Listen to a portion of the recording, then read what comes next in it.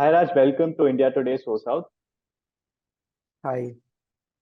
First of all, this I am on your Twitter page, and this hashtag Mapper for Life seems very interesting.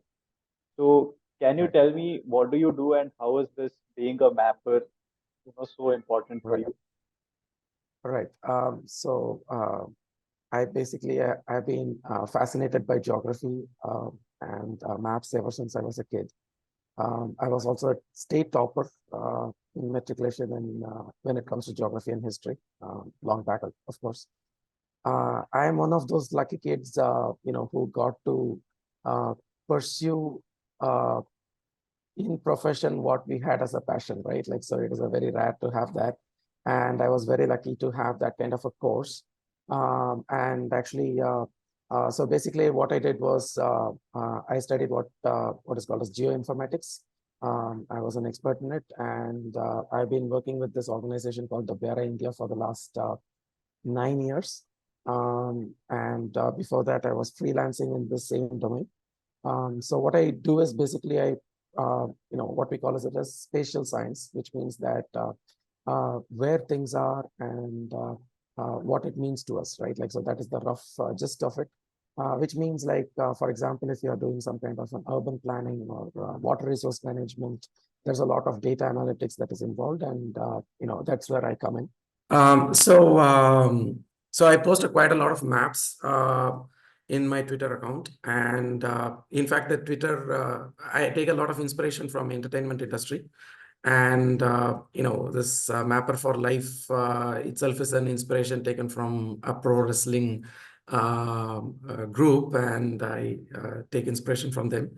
My idea is that through maps, how do we tell stories?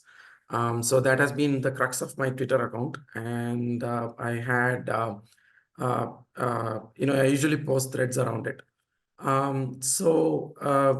What I have created is, this kind of a renewed enthusiasm, you can say, for maps. So something that's currently lost right now. So I'm trying to create that. That is my goal.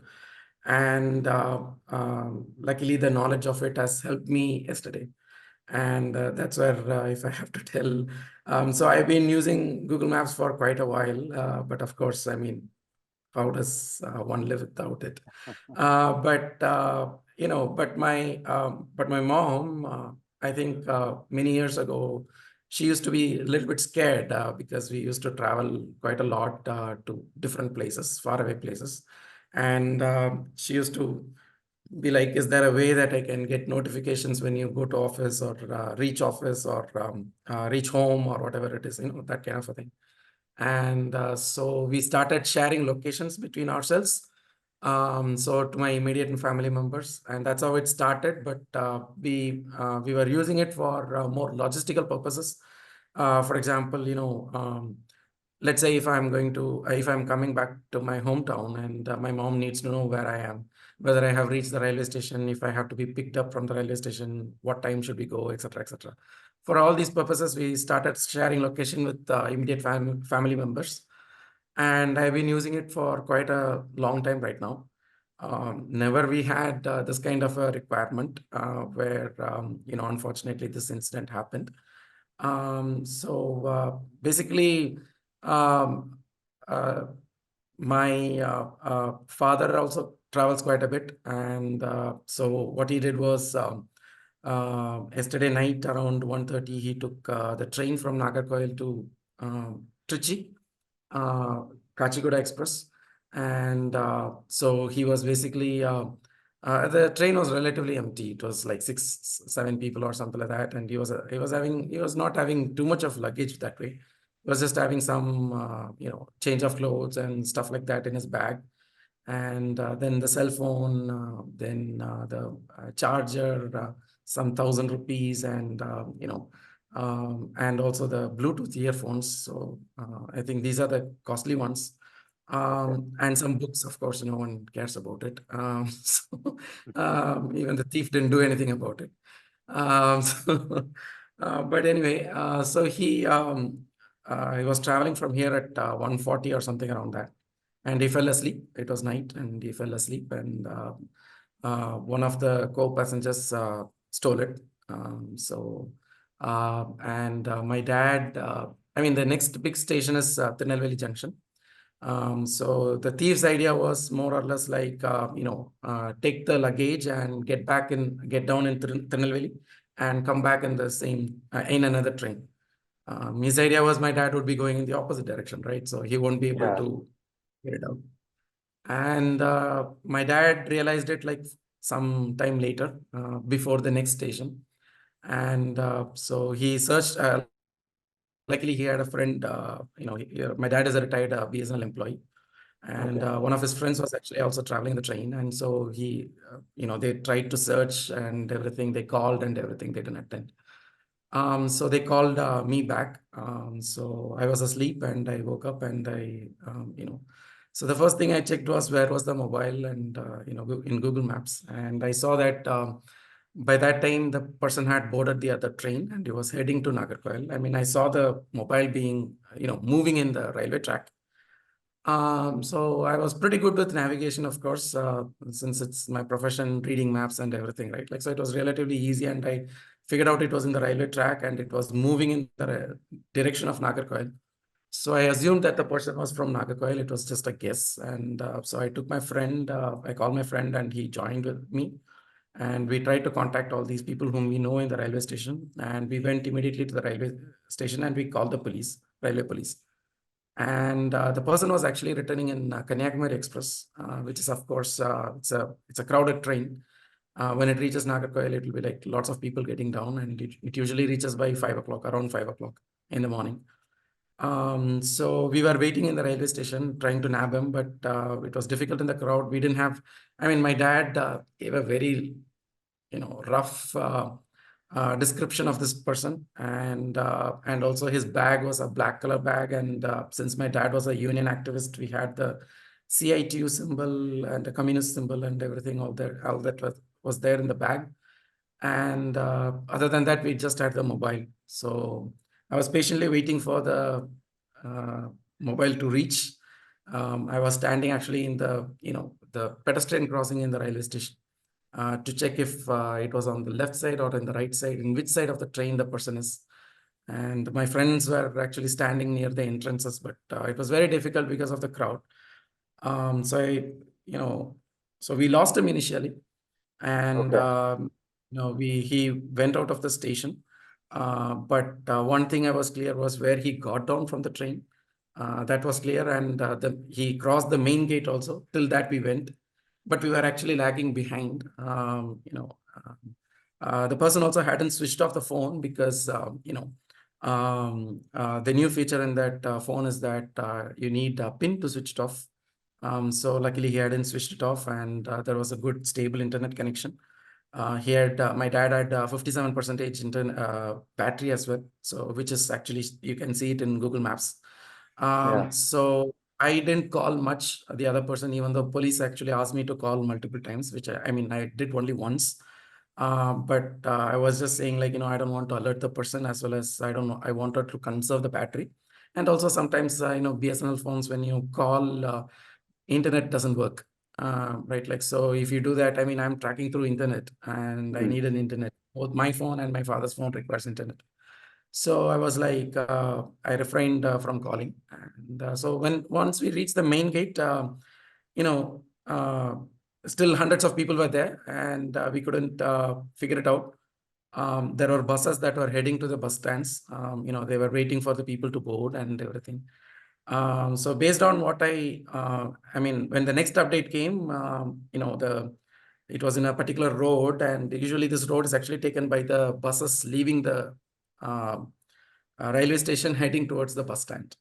So Okay. we figured out that he's heading in the bus, and so me and my friend took the bike, and we tried to reach the bus stand.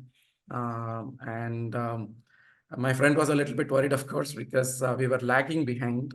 But one thing we were sure about was, what I told him was that location accuracy is great, which means we might be lagging right now, but at some point of time, the person has to come to a halt, at Hmm. which point I think we'll nab him. And so he reached the next bus stand, another stand, and we were also there. And location was still like a little bit fuzzy because it was in the movement. Hmm. But once we got down in the bus stand, I mean, we got down and we were like just trying to check whether he is still in the bus stand. We figured out he was still there, and inside the bus stand. So we tried to move around and we were checking some people and all those things, and we tried to make sure that we are not, alerting anyone. Like Yeah, yeah. we are looking as if we are searching for a bus or something like that, but we were actually checking out everyone's bag. And so the next update for my location, actually my dad's location came, and it had a very specific pinpoint. It was like very high accuracy, and it showed in front of a tea shop that was open at that Okay. time. And so we began walking towards it. And I noticed that there was one fellow with a bag, shoulder bag, and then there were bus conductors who were standing, like 7, 8, or maybe more bus conductors. So of course, bus conductors wouldn't have come from train. So Yeah. I knew that out. So next was when I went close to him, it was like a 1 meter accuracy, and I was like standing next to the thief. So I had to do the next round of confirmation. So I went behind his back and checked the logo in the back. It said CITU, and the logo and everything matched. And I quickly called my friend, and he was in the opposite side. So he came through his left, I came through his right. We both, began confronting him, and my friend actually, he held his hand as well as his collar. I quickly took out the bag first, tried to search if everything was there, and I was actually telling everyone, like, this guy is a thief and all those things. Uh, and then I noticed that the phone was in his pocket. The next thing I took was the phone, and I was very delighted to get the Google Pixel back. So then he was like, I mean, meanwhile, the thief was like, initially he was saying, like, these guys are trying to rob us. He was saying that we were stealing from him, that the bag was his daughter's gift and all those things, and everything he was saying, like, completely irrelevant things. But, and he was like, I'll drag you both to police station. And I was like, yeah, let's go to the police station. And because the moment we go to the police station, of course, contacts and everything, and you'll be caught in a minute. But he was trying to act as if he was this, and he was making a scene in the front of in the railway station, of course, sorry, in the bus stand. Of course, we were also shouting back and everything, and so we tried to drag him towards the police station. The police station is not very far, so we tried. We thought we'll drag him because he was walking and all those things, but he was a little bit drunk actually. Okay. And we tried to move him. At the entrance of the bus stand, he fell down on the floor of the road. And if you see that photograph that I had shared in the Twitter, there will be a railing Hmm. behind it, Hmm. like a pedestrian railing. He held to that, and he said he'll not get up and all those things. He'll not come, he'll not come. And then he changed his story. He said, I didn't steal. I found it in the platform of the railway station. Then I was like, if you found it, why didn't you give it in the railway station itself? Hmm. You could have given to the police in Tirunelveli. You could have given the police in Nagarkoil, or at least in this bus stand, you should have given to someone, which you didn't, and you didn't answer the phone. And he was like, I don't know that to answer a phone, and all those things. But he was actually not. So he couldn't switch off the phone because it was pin locked, and he Okay. didn't have that pin to take the SIM out. So luckily we were in you know, what he had was just some BD and matchbox and one kerchief. He didn't have anything else. And he didn't have a knife also. So that one also I checked actually, because I was a little bit, well, Worried confronting him. about it. Yeah. Sure, yeah. Initially we were worried actually, but my friend was like, it's okay, I'll call others. We can call if they are numerous, if he is going into his neighborhood or whatever it is, we can call our friends. So we are all ready. And but anyways, later some people assembled around us, and we tried to confront him and all those things. I called the police. Police came, and then the police began interrogating, and that's where I got the rest of the things. I do not know how he hid it. I tried checking all the Where was pockets and this everything. hidden? I have no idea. He was lying down on the floor, and below him 1,000 rupees was there. And so my dad always has this change, a lot of 50 rupees, 20 rupees type of thing, 1,000 rupees. Hmm. That's because as a after getting retired, actually he began working with this publication house. So these are money you get after selling books. So Okay. whenever I need change, actually I go to my dad because he has a lot of change sometimes. So I knew the moment I saw 50 rupees and 20 rupees, this is dad's. So Hmm. I mean, 1,000 rupees as a single bundle with these kind of cash. Yeah. And the next thing that came out was his phone charger. And I was like, okay, how did this kind of a phone charger, where was it? And I couldn't even believe like where he took. So somewhere around his hip or somewhere around it, they took it from. And later, it was not just that. We got the Bluetooth earphone along with that charging port. Yeah. And I mean, this much size, of course. And Hmm. then there's the lock and key along with the chain that you use for traveling in train, right? That one. So you can imagine this much size for chain. And I don't know where he kept it, how he kept it, and we tried to search everything. I thought everything was lost. But because my dad's dress was anyways lost, so he Okay. threw away, but he didn't use it. So there was my dad's lungi was there. Of course, that could be used by anybody. It's free size, right? Like, so then the towel was there. Shaving razor, he threw it out, but the paste he kept it. So I figured out Hmm. this guy had kept everything that he found as useful, but I do not know why he kept the books. The books were still there, some 7 or 8 books. So those were there. And my dad's uh, bike key was there inside the bag, and I didn't realize it. My Okay. dad, bringing it home only, my dad thoroughly checked it and he saw the key. So everything was there, and I mean most of the things except one change of dress for my dad that was missing. But it's okay. I mean the most costlier ones was this 1,000 rupees, Yeah. the Bluetooth Exactly. and the cell phone. And when we confronted him, actually, I just told him like this. Um, since I knew the timeline, I very clearly I told him like at 1:43 you did this, at 2:43 you came out and you did this internally. You boarded here, got down here, you went through the main gate, you boarded the bus. He was like Hmm. scared, like was he watching me for all this time? And I gave like the entire chronology of events, and I was like, you do not know whom you are doing this to. And in John Wick style, I was just like, you do not like delivering big speeches over there. And Exactly. This does one seem of the like a very interesting story. It seems like a yeah, cinematic story. yeah, one of the funny things that he did was actually my friend and me are still laughing about it. Is that while we were dragging him in the middle of the bus stand, when he was still saying that when he started accepting it that Hmm. it was not his.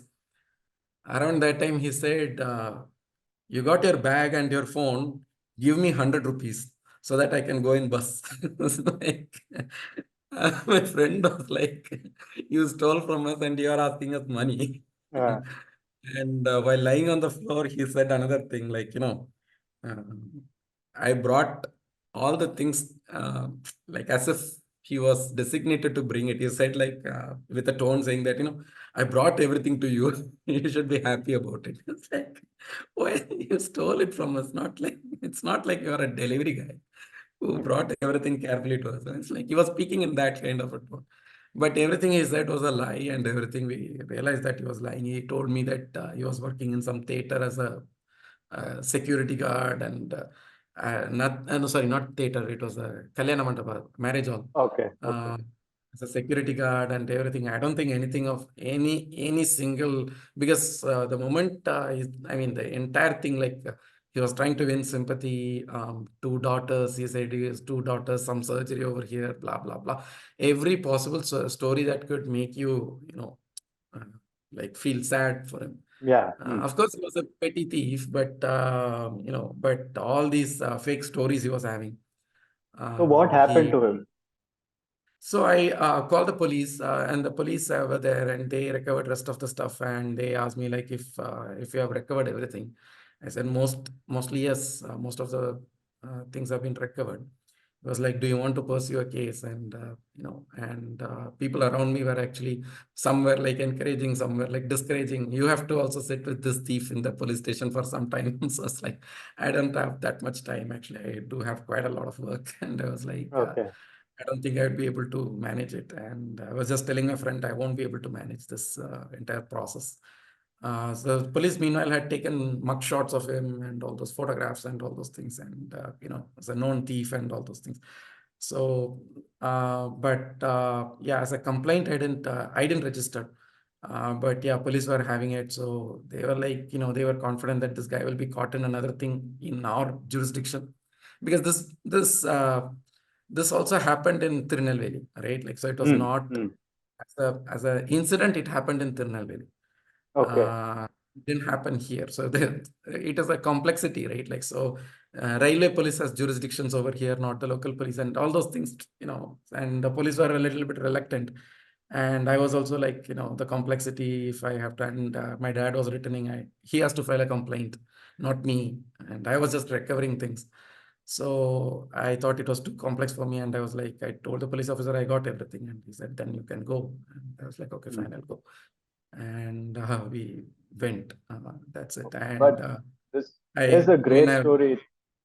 It is yeah, a so I great mean, story, and it is so inspiring of how people should start using technology. Uh, the right, way Google right. Maps came in hand to you at such a moment Yeah, where you recovered everything that was lost in the span of 2 hours. yep, yep. Yeah, that was, it was unexpected actually. When my dad called, actually, we didn't even plan that. My dad was like, uh, will he be able to use GPay and stuff, right? Like, so how to block GPay? That was his first question.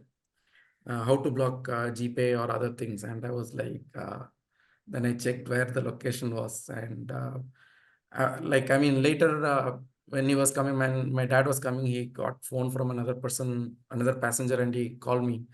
And I told him, your phone got recovered. I'll call you later. It's like, Mhm. and he was like, really? And he was surprised and everything. And I called my mom also and I said, phone has been recovered. You don't have to call anyone else and just leave it. I'll take care of it. I'll come back in like an hour or two or something. And then my friend and me, we were discussing actually. We never heard of a story where cell phone theft after that, after a cell phone has been stolen, it's very hard to get it recovered. And we were Yeah. like a rare story. And we never expect. I mean, I remember the first railway police officer when I was talking to, and he was like, he was not very convinced with our methods. So I actually told my friend, you call him back and tell that we did this, and they should feel a little bit surprised. And yeah, because they were not confident. They were like, what can these guys do? I mean, we have seen thousands of cases. What can these guys do with a phone in hand? So we were lucky. I mean, but it's also our hometown, so we had the confidence and everything. So, like, I mean, I know for sure that nothing will happen to me. So I was able to confront in a, he was trying to board the bus to another town. I do not know where he was heading. So I honestly do not know where he was heading and everything. So, But and at whatever the he end, said was a lie. So yeah, I yeah. do not know who it was and what it was. Yeah, But at the end of the day, the way this is, your Twitter blowing up is an example how much of an awareness this is created to people to start using technology to ensure the yeah, safety of their belongings right. and themselves as well, which is where you started using this whole tracking option. Right. So, well, Uh, this is a great story. yeah, I honestly did not expect. I mean, more than the incident itself, I didn't expect the response to it. What I knew that was, I knew that my dad and my mom will be proud, and within our circles, everyone will be talking about it. By evening, I decided to post it in Twitter. Like, I was a little bit dizzy. Actually, I had taken medicine for cold, and so I couldn't get up, and I still have throat Hmm. infection is still there. So by evening I posted this, and I was like astonished to see the response for it. And I was like, I was just telling my mom, like, I've done pretty great maps. Some maps I worked for months. Some analysis that I did for the government. great analysis that changed the course of this one and all those things. And I worked even in Maniratnam's movie. And the kind of response I got for catching the thief is much, much higher, because I think the thing is that this is very much closer to people's problems. And everyone, I mean, at some point of time, everyone who had read it, I think everyone had this kind of a story where they lost a phone or something like that. And they might have recovered as well. But this was a case where I didn't get, I mean, I had official support, but it was, they were secondary in this. They were not leading the charge. The railway police didn't lead the charge. I was leading the charge. I was telling everyone where to go. I'm not the authority to do it, but that was what the difference was. This is citizen activism type thing. Yeah, Like vigilante kind of a thing. But of course, it's done for myself. But then I called. Then when the look till I caught this person, I think it was the same thing. So I only I had friend support and all those things. But yeah, we didn't go to the police control room. We didn't see CCTVs. Only Google Maps. amazing. Well, with that, thank you for sharing this amazing story with us. I'm sure Sure, great. people will pick up and also understand the importance of using Yeah. technology in the right way. Thank you Yes, for yes. that, and thank you for Right. being with us at India Today's. Sure. Thank you so much. Great.